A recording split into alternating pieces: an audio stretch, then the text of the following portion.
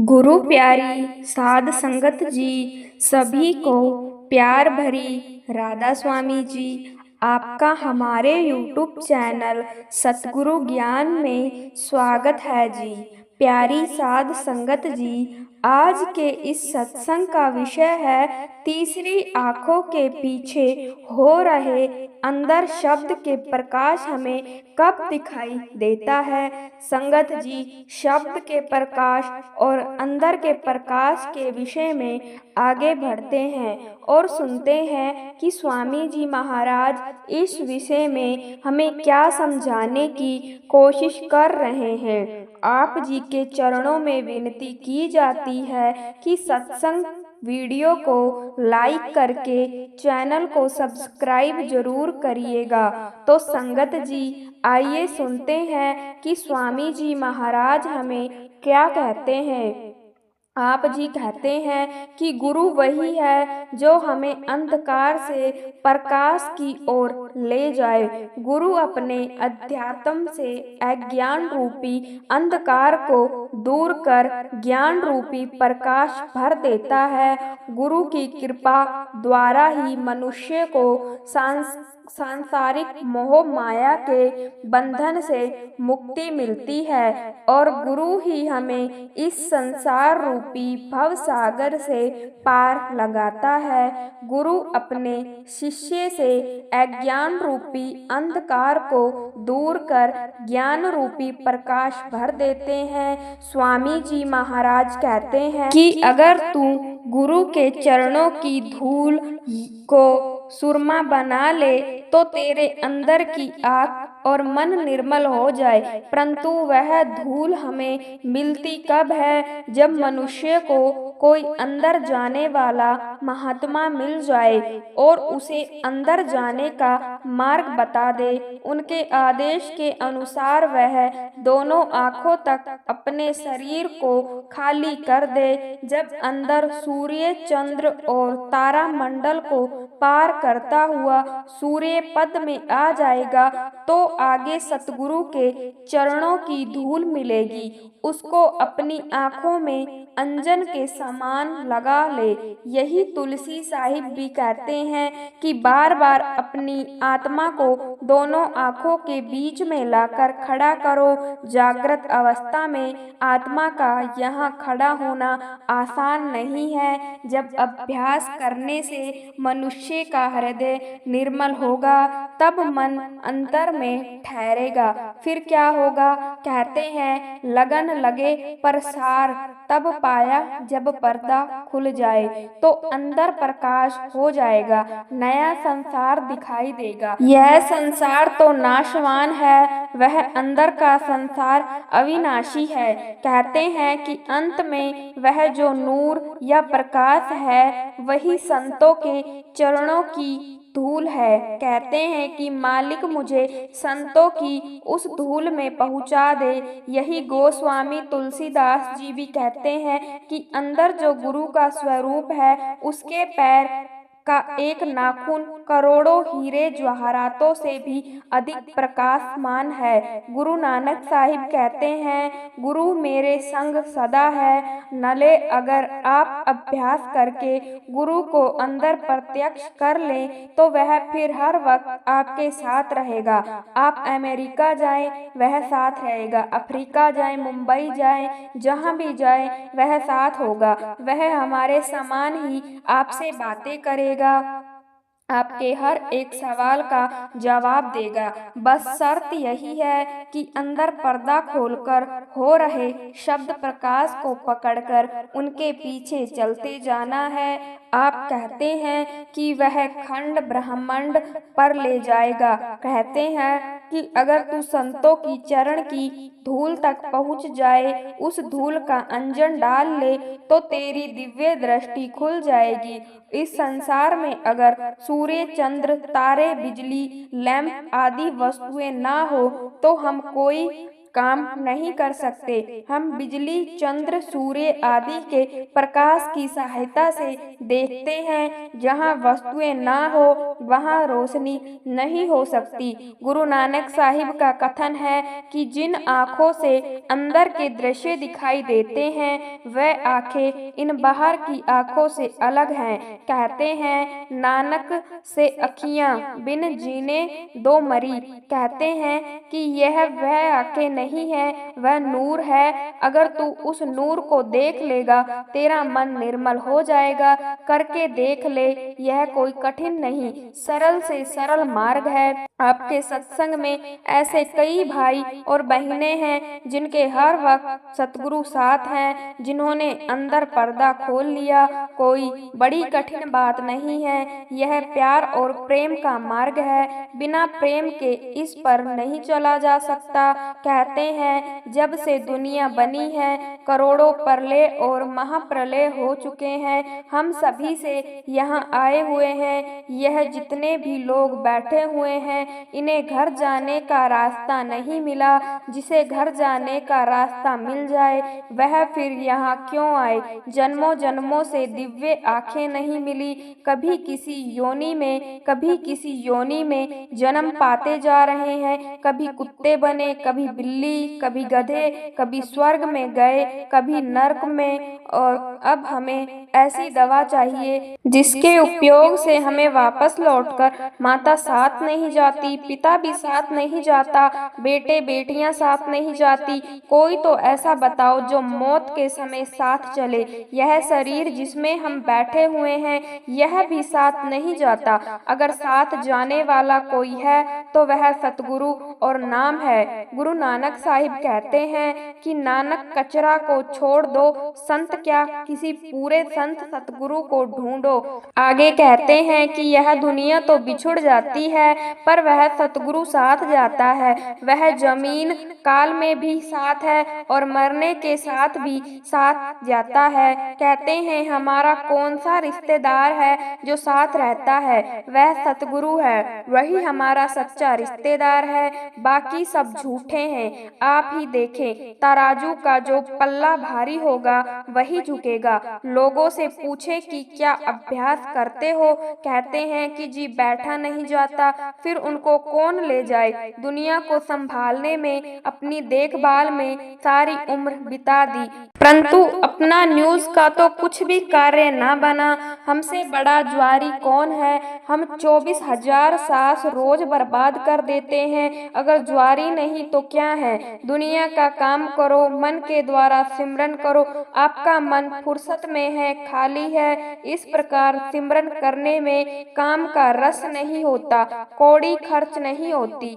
यह आसान से आसान तरीका है। स्वामी जी महाराज कहते हैं कि अगर तुम अंदर जाओगे तो जन्मों जन्मों का, करोड़ों युगों का अंधकार दूर हो जाए और अंदर प्रकाश हो जाए। अब आप ही बताइए कि वह महात्मा हमसे क्या लेते हैं। वे एक कौड़ी तक नहीं मांगते, बार बार छुड़ाते नहीं और ना धर्म या जाति बदलवाते हैं। वह तो कहते हैं कि दुनिया में अपने कर्तव्य निभाते हुए, अपनी जाति और अपने धर्म में रहते हुए अंदर पर्दा खोलो।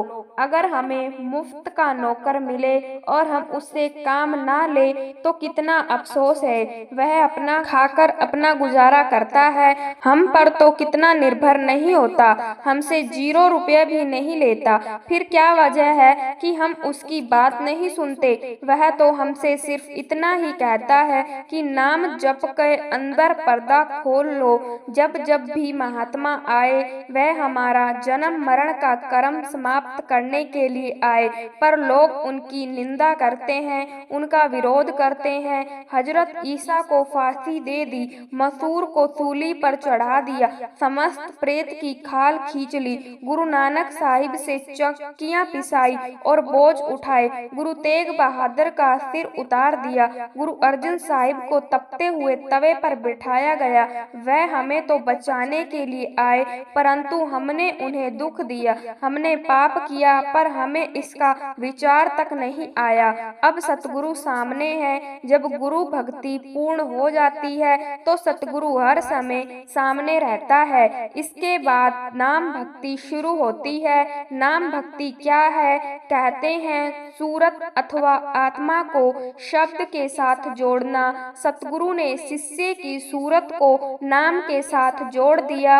अब आनंद और प्रकाश है, जिसे देखकर आत्मा अति प्रसन्न होती है। अब नए नए स्वाद, नई नई लीला, नए नए दर्शन अंदर आ गए। यह उसने पहले कभी नहीं देखे थे। अब उसके अंदर खुशी छा गई और उसका प्रेम बढ़ गया। जब आत्मा तुरिया पद पर अर्थात सहस्त्र कमल में पहुंची तो वहां 1000 बत्ती की ज्योति देखी। प्रकाश जल रही है। इस स्थान को मुसलमान फकीर मक्का में अल्लाह कहते हैं।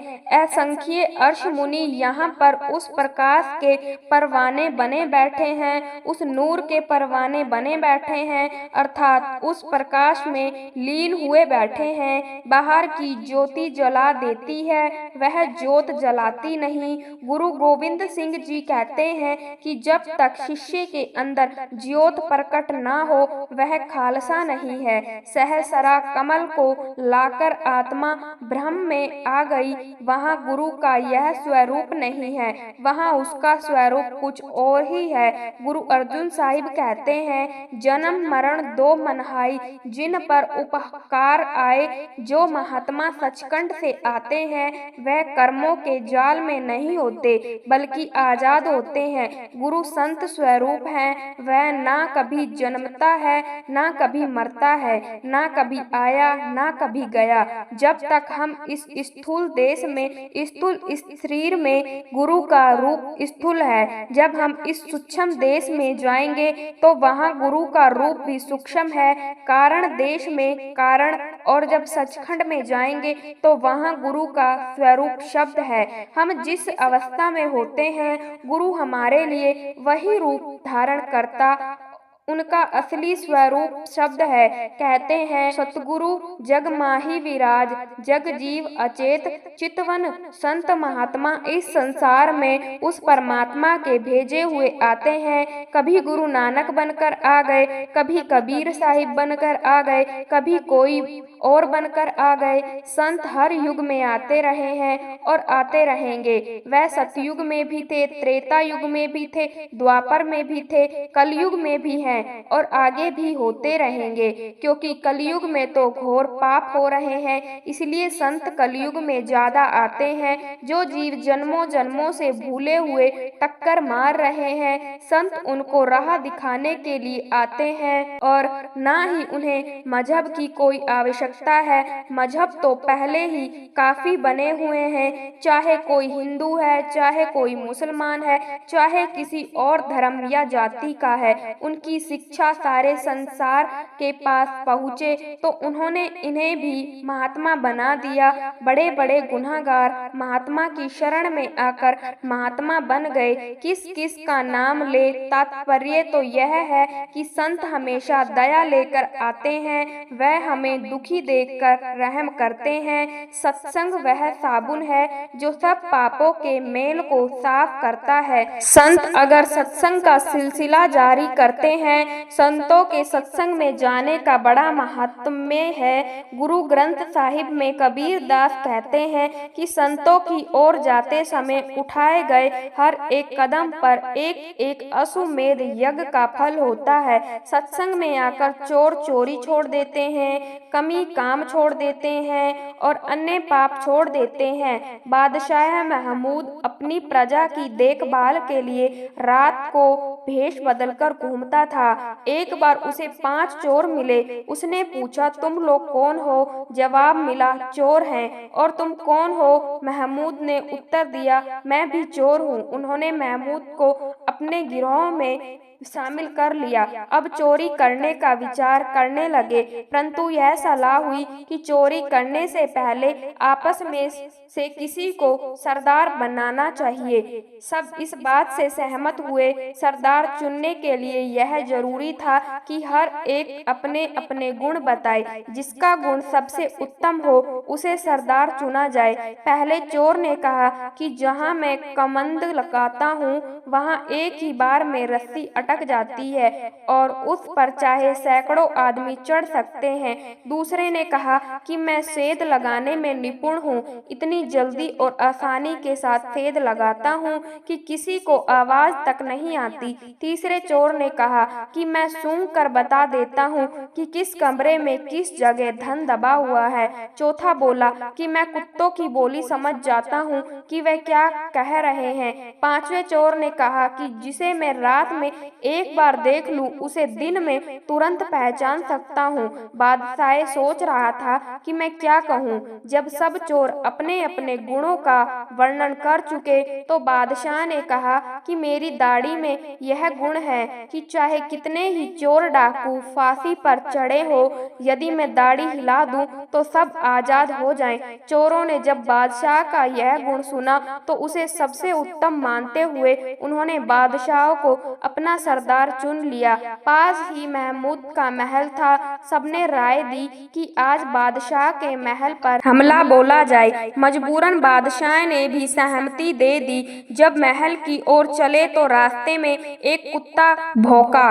चोरों ने चौथे चोर से पूछा कि क्या कहता है। उसने कहा कि यह कह रहा है कि इनमें एक बादशाह भी है। सब चोर कहा लगाकर हंस पड़े। बादशाह भी हंस पड़ा। महल पर पहुंचने पर पहले चोर ने कैमंद लगाई जो फौरन लग गई। सब चोर और बादशाह ऊपर चढ़ गए। दूसरे ने सेंध लगाई। तीसरे ने सूंघ कर खजाने का पता बताया। माल की गठरियां बांधकर नीचे आ गई और अपने छिपने के स्थान पर आकर चोरी के माल को आपस में बांटकर अपने अपने घर चले गए। दूसरे दिन बादशाह ने अपने आदमी भेजकर चोरों को पकड़ लिया और फांसी का हुक्म दे दिया। जब उन्हें फांसी चढ़ाया जाने लगा तो पांचवा चोर आगे आया और अर्ज की, बादशाह सलामत, अब आप अपनी दाढ़ी हिला दे। हम सच्चे दिल से 7 वचन देते हैं कि हम आज से चोरी का पैसा छोड़ते हैं और अपने आप को हुजूर की सेवा में उम्र भर के लिए पेश करते हैं। बादशाह को दया आ गई। उसने दाढ़ी हिला दी। दाढ़ी का हिलाना था कि पांचों चोर फांसी के तख्ते से नीचे उतर आए। उनकी बेड़ियां और हथकड़ी काट दी गई और वह हमेशा के लिए आजाद होकर बादशाह की सेवा में रहने लगे। इसी प्रकार वह मालिक भेष बदलकर बनकर हमारे जैसे चोरों, ठगों, दुराचार को सीधे रास्ते पर लगा देता है और कहता है कि इस मार्ग पर चले। तात्पर्य यह है कि संतों को सब कुछ करना पड़ता है। उनका उद्देश्य सिर्फ यही होता है कि शिष्य पाप छोड़ दे। गुरु गोविंद सिंह जी एक बार चोरों के एक ग्राम में पहुँचे। आपने वहाँ के लोगों से कहा कि तुम यह काम छोड़ दो। उन्होंने कहा कि हमसे यह नहीं छूट सकता। गुरु साहिब ने कहा, अच्छा चोरी करो मगर सूची बनाते जाओ। इतनी बार चोरी की है। उन्होंने मंजूर कर लिया। अब जब सूची बन गई तो उन्होंने शर्म आने लगी। कहने लगे कि अभी तो सूची बन गई है, पर आगे से ना तो हम चोरी करेंगे और ना ही सूची बनेगी। धीरे धीरे सबने चोरी छोड़ दी और महात्मा बन गए। स्वामी जी महाराज कहते हैं कि सतगुरु की क्या महिमा करे, वह नीच से नीच और पापी से पापी को भी गले से लगा लेते हैं। अब कहते हैं मन माया जोर चलाओ,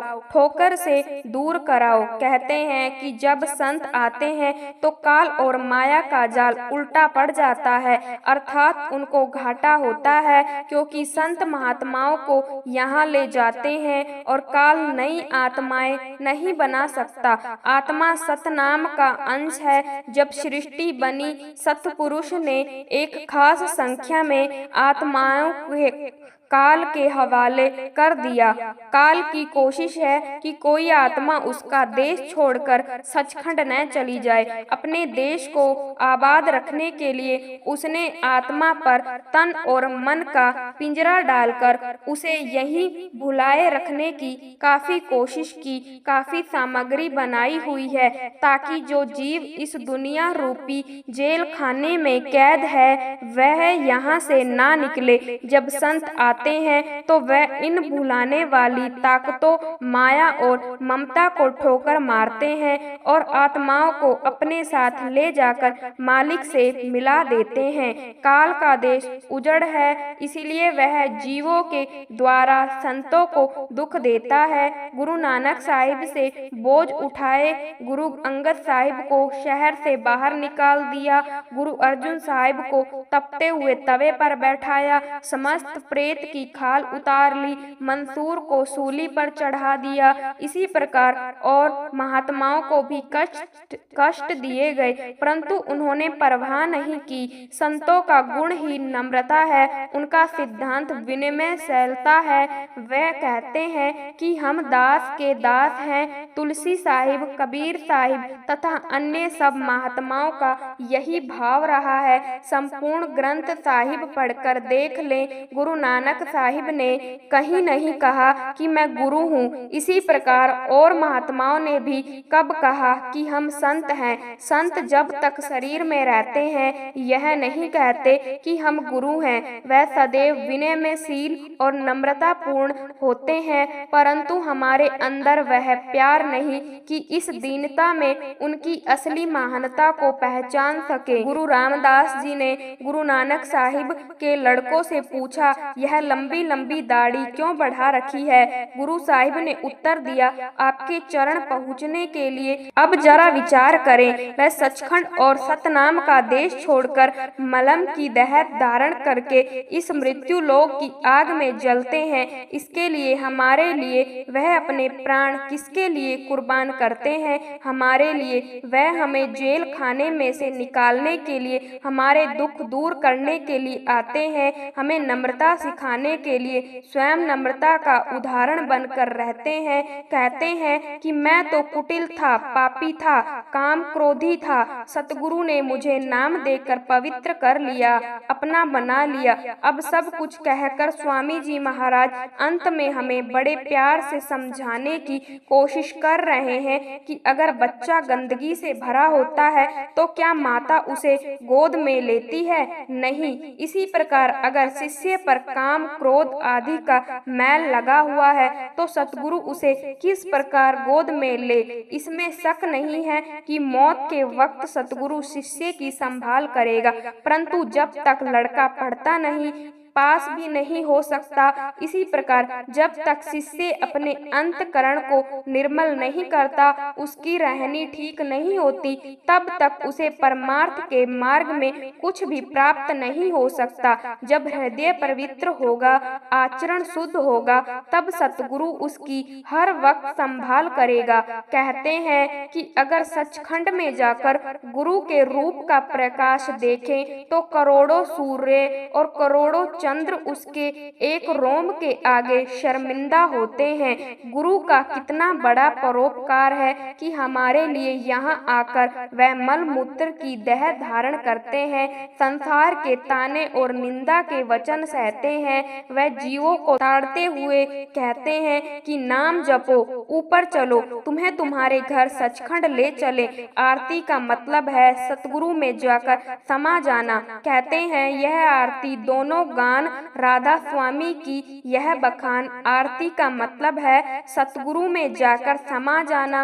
अब स्वामी जी महाराज कहते हैं मैंने आरती कह दी है, मालिक से मिलने का उपाय बता दिया है, सो आपकी मर्जी है, आगे आपको क्या करना है। गुरु प्यारी साध संगत जी, आज का यह सत्संग हमने सुना। ऐसे ही सत्संग सुनने के लिए एवं रूहानी साखियाँ सुनने के लिए हमारे अपने चैनल सतगुरु ज्ञान को सब्सक्राइब जरूर कर लें। राधा स्वामी जी।